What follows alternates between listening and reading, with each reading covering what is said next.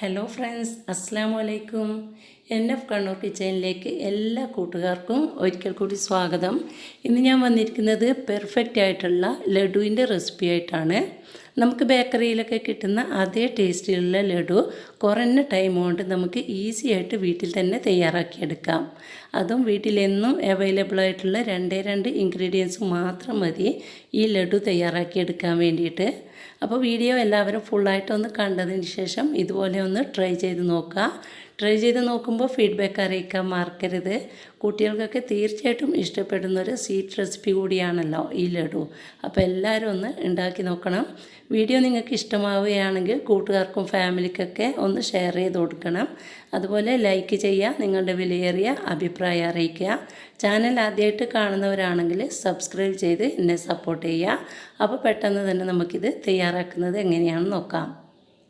ആദ്യമായിട്ട് ഇതിലേക്ക് ആവശ്യമായിട്ടുള്ള ബൂന്തി തയ്യാറാക്കിയെടുക്കാം. അതിന് വേണ്ടിയിട്ട് നമുക്ക് 1 കപ്പ് കടലപ്പൊടിയാണ് വേണ്ടത്. ഇത് നിങ്ങളുടെ ആവശ്യത്തിനനുസരിച്ചിട്ട് എടുക്കാം. ഞാനിപ്പോൾ 1 കപ്പ് വെച്ചിട്ടാണ് ചെയ്യുന്നത്. ഇതൊരു അരിപ്പയിലോട്ട് ഇട്ട് കൊടുത്തതിന് ശേഷം ഇതിലോട്ട് ഒരു പിഞ്ച് ബേക്കിംഗ് സോഡ ഇട്ട് കൊടുക്കാം. അത് നിർബന്ധമില്ല, ഓപ്ഷനിലാണ്. പിന്നെ മധുരം ഒന്ന് ബാലൻസ് ചെയ്യാൻ വേണ്ടിയിട്ട് ഒരു പിഞ്ച് ഉപ്പും കൂടി ഇട്ടിട്ട് നന്നായിട്ടൊന്ന് അരിച്ചെടുക്കാം. ഇത് അരിച്ചെടുക്കുന്നത് കടലപ്പൊടിയിൽ സാധാരണയായിട്ട് കുഞ്ഞു കുഞ്ഞു കട്ടകളൊക്കെ ഉണ്ടാവും, അതൊന്ന് മാറിക്കിട്ടാനാണ്. ഇനി ഇതിലോട്ട് ആവശ്യമായിട്ടുള്ള വെള്ളം ഒഴിച്ചിട്ട് നന്നായിട്ടൊന്ന് മിക്സ് ചെയ്ത് കൊടുക്കണം. നമ്മൾ പഴംപൊരിയൊക്കെ തയ്യാറാക്കുമ്പോൾ ഉണ്ടാക്കുന്ന ബാറ്റർ ഉണ്ടല്ലോ, അതേ രീതിക്ക് വേണം നമ്മൾ ഈ ബാറ്റർ തയ്യാറാക്കിയെടുക്കാൻ വേണ്ടിയിട്ട്. വെള്ളം കുറേശ്ശെയായിട്ട് മാത്രം ഒഴിച്ചു കൊടുക്കുക, ലൂസായി പോവരുത്. അപ്പോൾ ലൂസായി പോയി കഴിഞ്ഞാൽ നമ്മൾ ഈ ബൂന്തി തയ്യാറാക്കുന്ന ടൈമിൽ പെട്ടെന്ന് അത് ക്രിസ്പി ആയിട്ട് പോവും. അപ്പോൾ ക്രിസ്പി ആയി കഴിഞ്ഞാൽ നമ്മൾ ലഡു പെർഫെക്റ്റ് ആയിട്ട് വരില്ല. അപ്പോൾ കുറേശ്ശെയായിട്ട് വെള്ളം ഒഴിച്ചിട്ട് പഴംപൊരിയൊക്കെ തയ്യാറാക്കുമ്പോൾ ഉണ്ടാക്കുന്ന ആ ബാറ്റർ ഉണ്ടല്ലോ, അതേ കൺസിസ്റ്റൻസിയിൽ വേണം നമ്മൾ ഈ ബാറ്ററും തയ്യാറാക്കിയെടുക്കാൻ വേണ്ടിയിട്ട്. കണ്ടോ, ഇതാണ് ഈ ബാറ്ററിൻ്റെ യഥാർത്ഥ കൺസിസ്റ്റൻസി. ഇനി നമുക്കിത് മാറ്റി വെക്കാം. നമുക്കിത് ഫ്രൈ ചെയ്തെടുക്കണം. അതിന് വേണ്ടിയിട്ട് ഒരു പാൻ ഞാൻ അടുപ്പിൽ വെച്ചിട്ടുണ്ട്. ഇത് ചൂടായി വരുമ്പോൾ ഇതിലോട്ട് ആവശ്യമായിട്ടുള്ള സൺഫ്ലവർ ഓയിൽ ഒഴിച്ചു കൊടുക്കാം. ഓയിൽ നന്നായിട്ട് ചൂടായി വരുമ്പോൾ നമ്മൾ കയ്യിൽ ഇതുപോലെ ഒരു അരിപ്പക്കയിലുണ്ടാവുമല്ലോ, ഇതിൽ വെച്ചിട്ടാണ് നമ്മൾ ഈ ബൂന്തി തയ്യാറാക്കിയെടുക്കുന്നത്. ഇതിന് പകരമായിട്ട് ഇതുപോലെ ഹോളുള്ള എന്ത് വേണമെങ്കിലും നിങ്ങൾക്ക് യൂസ് ചെയ്യാവുന്നതാണ്. ഇനി ഇതിലോട്ട് ഓരോ സ്പൂണ് ബാറ്റർ ഒഴിച്ചിട്ട് ഇതുപോലെ ഒന്ന് ചുറ്റിച്ച് കൊടുക്കാം.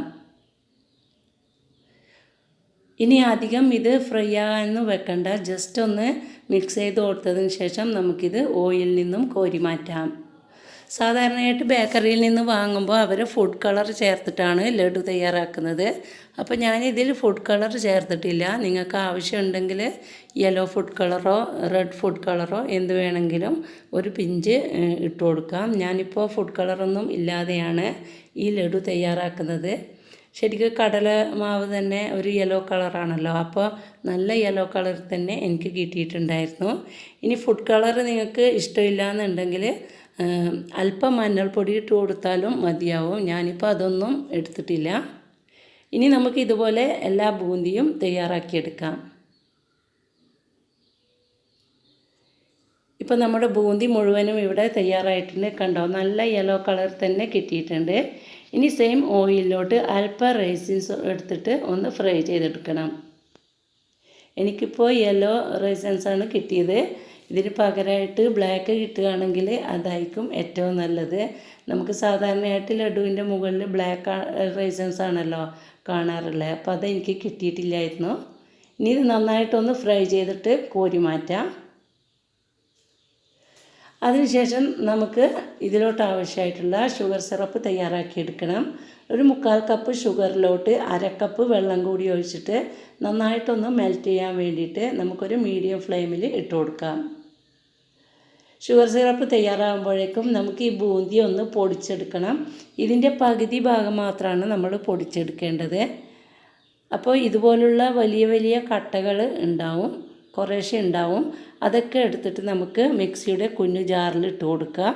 അതിനുശേഷം ഫൈനായിട്ട് പൊടിക്കേണ്ട, ഇതുപോലെ ജസ്റ്റ് ഒന്ന് ക്രഷ് ചെയ്തെടുത്താൽ മാത്രം മതി. ഇതുപോലൊരു പകുതിയിലധികം നമുക്ക് പൊടിച്ചെടുക്കണം. ഇനി ബാക്കിയുള്ള പകുതി പൊടിക്കാതെ നമുക്കിതിലോട്ട് ഇട്ട് കൊടുക്കാം. അപ്പോൾ നമ്മൾ സാധാരണ ബേക്കറിയിൽ നിന്ന് വാങ്ങുമ്പോൾ നിങ്ങൾക്ക് കാണുന്നുണ്ടാവും, കടിക്കുന്ന ടൈമിൽ പകുതി പൊട്ടാത്ത ബൂന്തിയായിരിക്കും, പകുതി പൊടിഞ്ഞതുമായിരിക്കും.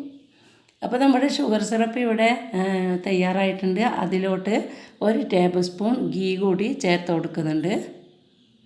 നല്ലൊരു ടേസ്റ്റ് കിട്ടാൻ വേണ്ടിയിട്ടാണ് ഇതുപോലെ ചേർക്കുന്നത്. ഗീ നന്നായിട്ട് മെൽറ്റായി വരുമ്പോൾ നമ്മൾ പൊടിച്ച് വെച്ചിരിക്കുന്ന ഈ ബൂന്തി ഇതിലോട്ട് ഇട്ട് കൊടുക്കാം. ഇപ്പം നമ്മുടെ ഷുഗർ സിറപ്പിൻ്റെ ഫ്ലെയിം ഓഫ് ചെയ്തിട്ടില്ല, മീഡിയം ഫ്ലെയിമിൽ വെച്ചിരിക്കുകയാണ്.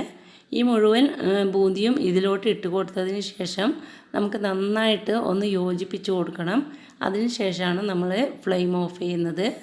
ഇപ്പോൾ മുഴുവൻ ബൂന്തിയും ഇട്ട് കൊടുത്തിട്ടുണ്ട്. ഇനി ഇതിലോട്ട് ഒരു 1/2 ടീസ്പൂണ് ഏലക്കപ്പൊടിയും നമ്മൾ നേരത്തെ ഫ്രൈ ചെയ്ത് വെച്ചിരിക്കുന്ന റൈസൻസിൻ്റെ പകുതി ഭാഗവും ഇതിലോട്ട് ഇട്ട് കൊടുക്കാം.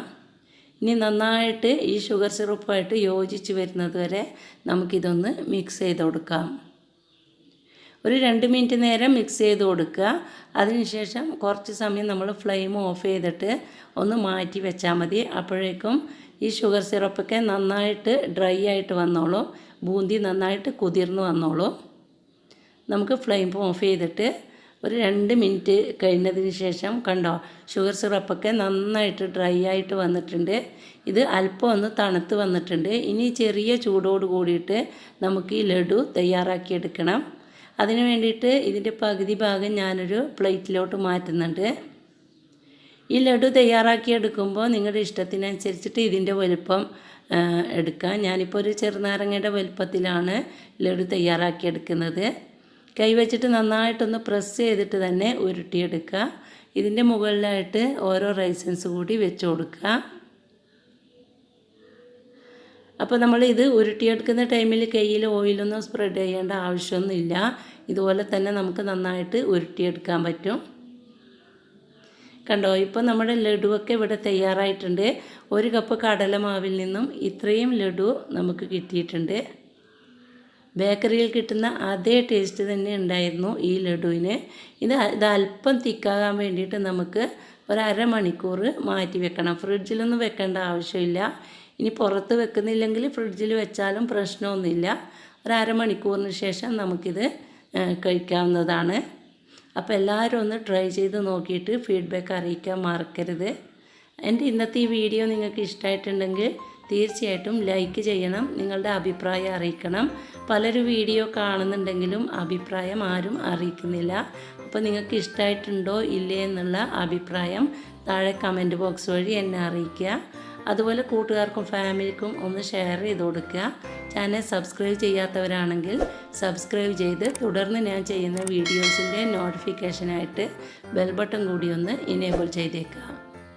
അപ്പോൾ ഇൻഷാ അല്ലാഹ് ഇനിയും കാണാം നല്ല നല്ല വീഡിയോകളുമായിട്ട്. അതുവരെ എല്ലാവർക്കും താങ്ക് യു.